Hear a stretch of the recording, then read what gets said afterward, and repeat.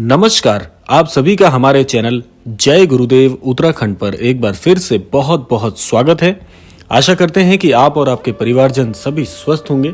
इसी कामना के साथ बढ़ते हैं आज के अद्भुत क्रमांक की ओर।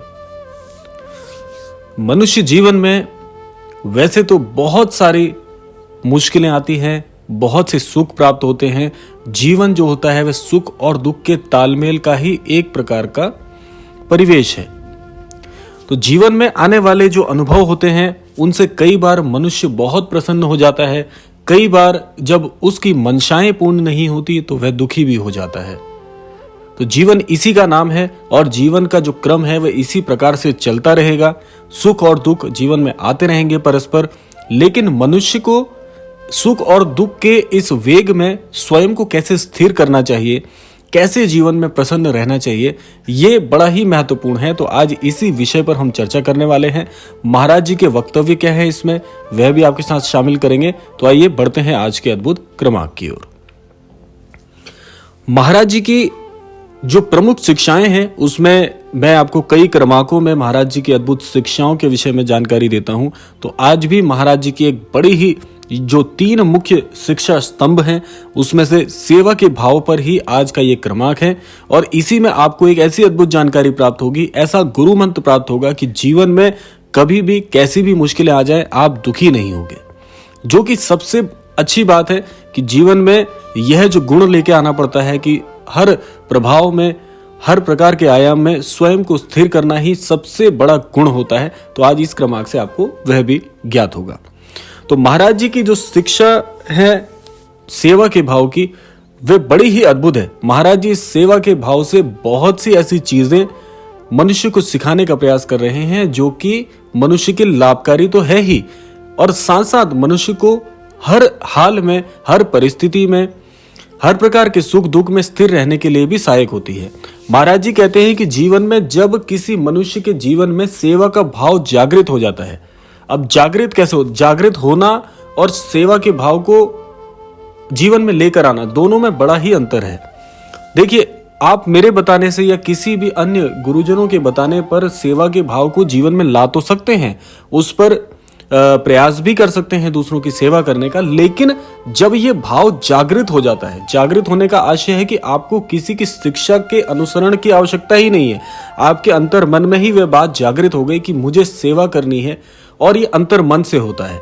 जिस प्रकार से किसी से प्रेम अंतर मन से होता है, उसी प्रकार से यह जो शिक्षाएं हैं, यह जो अद्भुत भाव हैं, सेवा का जो भाव है वह भी अंतर मन से ही जागृत होता है, और इसके लिए अभ्यासरत रहना चाहिए। तो महाराज जी कहते हैं कि जीवन में जब भी किसी मनुष्य के अंतर मन में सेवा का भाव जागृत हो जाता है तो वह आने वाले जीवन के जितने भी परिवेश हैं, चाहे वह दुख हो, चाहे सुख हो, चाहे परेशानियां हो, चाहे हंसी हो, चाहे खुशी हो, जो भी भाव आता है ऐसी स्थिति में मनुष्य स्थिर हो जाता है।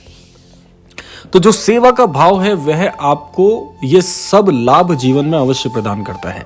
तो सबसे पहले आपको क्या करना चाहिए, जीवन में सेवा के भाव को लाने के लिए पहले आपको अभ्यासरत होना ही पड़ेगा।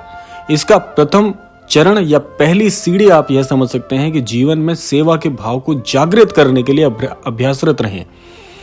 पहले शुरुआत में आपको सेवा के भाव को जीवन में स्वयं ही लेकर आना पड़ेगा, किसी से शिक्षा लेकर अपने जीवन में इसको सीखना पड़ेगा कि सेवा कैसे की जाती है। वैसे तो आप सभी जानते हैं बड़ा सरल सा ये कार्य होता है कि जरूरतमंदों की सहायता आप कर दीजिए। धीरे धीरे आपको यह जो भाव है अपनी ओर आकर्षित करेगा, यानी कि आप कभी भी किसी को दुख में नहीं देख पाएंगे, और जब आप किसी को दुख में नहीं देख पाएंगे तो आपका हृदय भी डोल जाएगा महाराज जी की तरह, और आपके अंतर मन में एक द्वंद्व जो है जागृत हो जाएगा कि नहीं, मुझे अमुक व्यक्ति की सहायता करनी है, हर हाल में करनी है। तो ये भाव जब जागृत हो जाएगा तो समझ लीजिए कि अब जीवन में बहुत ही अद्भुत कुछ होने वाला है। यानी कि आप ऐसे परिवेश में आ जाएंगे, आप एक ऐसे आयाम में आ जाएंगे जहां पर आपको दूसरों की सहायता करना अंतर मन से अच्छा लगेगा। और जब ये कार्य आप अंतर मन से करने लगते हैं तो जीवन में सद्गुण आते हैं। सद्गुण, सद्बुद्धि अपने आप जीवन में प्रवेश करती है और ईश्वर आपको प्रत्यक्ष रूप से मार्गदर्शित करते हैं दूसरों की सहायतार्थ हेतु कार्य करने के लिए। आप हमारे सनातन धर्म के कोई भी धर्म ग्रंथ उठाकर देख लीजिए, हमारे सभी धर्म ग्रंथों में यही बात सिखाई जाती है कि सेवा के भाव के लिए सदैव प्रयासरत रहना चाहिए, प्रत्यक्ष और अप्रत्यक्ष रूप से दोनों तरीके से। तो जब ये भाव जागृत हो जाता है तब आपके जीवन में क्या अद्भुत होता है। अब आते हैं हम दूसरे चरण, आज के क्रमांक के दूसरे चरण की ओर हम बढ़ रहे हैं, बने रहिएगा क्रमांक के साथ में। तो होता क्या है जब ये भाव जागृत हो जाता है, आपके जीवन में यह होगा कि अंतर मन से तो आप सेवा के भाव के लिए सदैव प्रयासरत रहेंगे। आप किसी भी दुखी जन को कभी भी बुरे हाल में नहीं देख पाएंगे। और इससे होगा क्या कि आपके जीवन में एक ऐसा अद्भुत कल्याणमयी अनुभव आपको होगा कि जिसमें आपको यह लगेगा कि आपकी जीवन की सभी बाधाएं तो समाप्त हो गई हैं, और तब सही मायने में आपको जीवन का या जीवन की जो समझ है वह प्रारंभ आपको शुरुआत हो जाएगी। यानी कि अगर हम आज अपने जीवन पे थोड़ी नजर डाल के देखें तो हम क्या करते हैं अपने जीवन में। हम चाहे कितनी ही बुद्धिजीवी हों, लेकिन ये ईश्वर ने माया को इस प्रकार से रचा है कि जब जीवन में सुख आता है तो आप प्रसन्न होंगे, ये स्वाभाविक सी बात है। जीवन में सब कुछ अच्छा चल रहा है तो प्रसन्नता तो होती ही है, और उसमें हम ईश्वर को भी बड़ा ही धन्यवाद भी देते हैं और ईश्वर से ये कामना करते हैं कि सुख यूं ही बना रहे। लेकिन क्योंकि हमने जिस संसार में, जिस धरा पे हमने जन्म लिया है वह कर्म भूमि है, तो जैसे ही आपके अच्छे कर्म का भोग धीरे धीरे से समाप्त होता जाएगा और जो आपने कभी भी भूलवश भी जो पाप कर्म किए होंगे उनके दुष्प्रभाव जीवन में, या परेशानियां, अटकलें, कार्य का ना बनना, मन के चिड़चिड़ा रहना, या परिवार में किसी भी प्रकार का द्वेष, इस रूप में आपके जीवन में दुख आने प्रारंभ हो जाते हैं। तो सेवा के भाव से इस बात का क्या लेना देना है कि जब सेवा के भाव से आपका मन धीरे धीरे स्थिर हो जाता है, आप समझने लगते हैं कि सुख और दुख यही है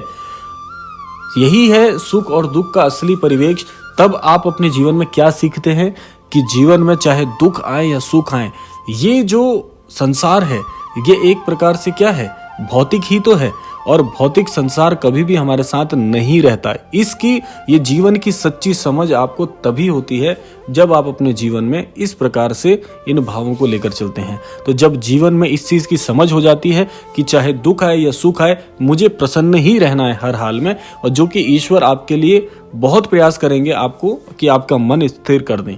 और स्थिर बुद्धि उसी की होती है जो जीवन के सत्य को समझ लेते हैं, जान लेते हैं।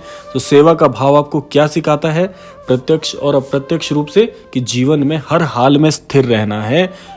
जीवन में चाहे बुराई आए, अच्छाई आए, कोई अपमान करे, कोई आपका यशगान करे, आप हर हाल में एक मत और एक प्रकार से स्थिर रहेंगे, जो कि आपको संतों से सीखने को भी मिलता है। जो हमारे श्री संतजन होते हैं, आप उनका अगर व्यवहार कभी देखें, आप अगर कभी आपको ऐसा सौभाग्य प्राप्त हुआ किसी बहुत महान संत के दर्शन करने हेतु, तब आप देखिएगा कि उनका व्यवहार हर प्रकार से एक जैसा ही रहता है। ना वो आपको बहुत प्रसन्न दिखाई देंगे, ना आपको बहुत दुखी दिखाई देंगे। उनके चेहरे पे एक अमोघ तेज होता है। जैसे महाराज जी का आप छवि चित्र देखते हैं, महाराज जी का छवि चित्र इतना अद्भुत है कि जिसमें आपको समझ में आ जाएगा कि महाराज जी बहुत ही, जिसको कहते हैं बहुत रहस्यमय प्रकार से उनका बड़ा ही स्थिर जीवन रहा है। और यही हमको सिखाते हैं हमारे धर्मशास्त्र भी। तो जीवन में कामयाब वही व्यक्ति है जीवन में उसी की हर इच्छाएं संपूर्ण हो रही हैं जिसका मन स्थिर है। तो जिसने मन स्थिर कर लिया, उसने ईश्वर को विजित कर लिया, उसके जीवन में हर प्रकार से ही सुख है। इस धरा पर, इस चराचर में, इस सृष्टि में जो कुछ भी चल रहा है, उसके मन पर, ऐसे अमुक व्यक्ति के मन पर कोई प्रभाव नहीं डाल सकता। उसके जीवन में शोक नहीं है, उसके जीवन में रोष नहीं है, उसके जीवन में बहुत खुशी नहीं है, उसके जीवन में बहुत अद्भुत कोई दुख नहीं है, उसके जीवन में ऐसा कुछ नहीं है कि उसे झिंझोड़ सके। तो ऐसा व्यक्ति ही जीवन में महान बनता है। आपको ऐसे ही जीवन के लिए सदैव प्रयासरत होना रहता है। तो यही है जीवन का असली मूल मंत्र कि कैसे ही चाहे हालात आ जाए, हमको एक स्थिर रहना है, हमारे मन को विचलित नहीं होना है। हमारी बुद्धि, हमारी मति और सद्बुद्धि के जितने भी आचरण हैं वह प्रत्यक्ष रूप से ईश्वर से जुड़े हों, यही कामना करनी चाहिए। ऐसा ही जीवन सफल माना जाता है। तो यह था आज का क्रमांक। आशा करते हैं आज के क्रमांक से आप अवश्य ही कुछ अद्भुत सीख पाए होंगे और समय आ गया है विदा लेने का, लेकिन विदा लेने से पूर्व समय है प्रार्थना का। तो आज के इस क्रमांक से मैं यही प्रार्थना करना चाहूंगा श्री महाराज जी के चरण कमलों में कि हमारे सभी अनन्य दर्शकों के जीवन में उन्हें सद्बुद्धि प्रदान करें, सद्बुद्धि सन्मति प्रदान करें और जीवन में सदैव सफल होने के लिए प्रयासरत रहें। इस प्रकार के आशीर्वाद से महाराज जी सभी के जीवन में अद्भुत आशीर्वाद अर्पण करें, यही कामना करते हैं। मिलते हैं अगले क्रमांक में, तब तक के लिए जय श्री राम, जय गुरुदेव, जय उत्तराखंड।